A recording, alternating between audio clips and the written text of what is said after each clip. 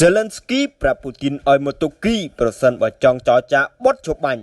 ប្រធានាធិបតីអ៊ុយក្រែនលោកវីដាមីរ Zelensky បានត្រៀមខ្លួនជាស្រេចដើម្បីជួបលោកវីដាមីរពូទីននៅក្នុងប្រទេសទុគីនៅថ្ងៃប្រហ័សនេះបន្ទាប់ពីប្រធានាធិបតីសហរដ្ឋអាមេរិកលោក Donald Trump បានប្រាប់លោកជាសាធារណៈឲ្យទទួលយកភ្លាមៗនៅសំណើរបស់មេដឹកនាំវិមានក្រំឡាំងអំពីកិច្ចចរចាដោយផ្ទាល់នេះបើយោងតាមការផ្សាយចេញពីអង្គភាព Reuters នៅថ្ងៃទី12ខែឧសភានេះ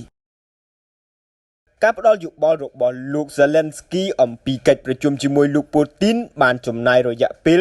48ម៉ោងដែលមេដឹកនាំអឺរ៉ុបបានចូលរួមជាមួយ Zelensky ក្នុងការទាមទារបត់ជបាញ់រយៈពេល30ថ្ងៃទោះជាយ៉ាងនេះក្តីវានៅតែមិនច្បាស់លាស់ដែលលោកពូទីននឹងចូលរួមចរចាដោយផ្ទាល់ខណៈលោកពូទីននិង Zelensky មិនបានជួបគ្នាតាំងពីខែធ្នូឆ្នាំ2019ហើយព្យាយាមមើលងាយគ្នាទៅវិញទៅមកលោក Zelensky បានឲ្យដឹងថាខ្ញុំនឹងរងចាំលោកពូទីននៅទីក្រុងទូគីនៅថ្ងៃប្រហ័សខ្ញុំសង្ឃឹមថាលើកនេះជនជាតិរុស្ស៊ីនឹងមិនស្វែងរកលេសនោះទេយ៉ាងណាមិញការស្នើបត់ជបាញ់របស់លោកពូទីនបានធ្វើឡើងប៉ុន្មានម៉ោងបន្ទាប់ពីមហាអំណាចអឺរ៉ុបបានទាមទារនៅថ្ងៃសៅរ៍នៅទីក្រុងគៀវថាលោកយល់ព្រមបត់ជបាញ់ដោយគ្មានលក្ខខណ្ឌរយៈពេល30ថ្ងៃ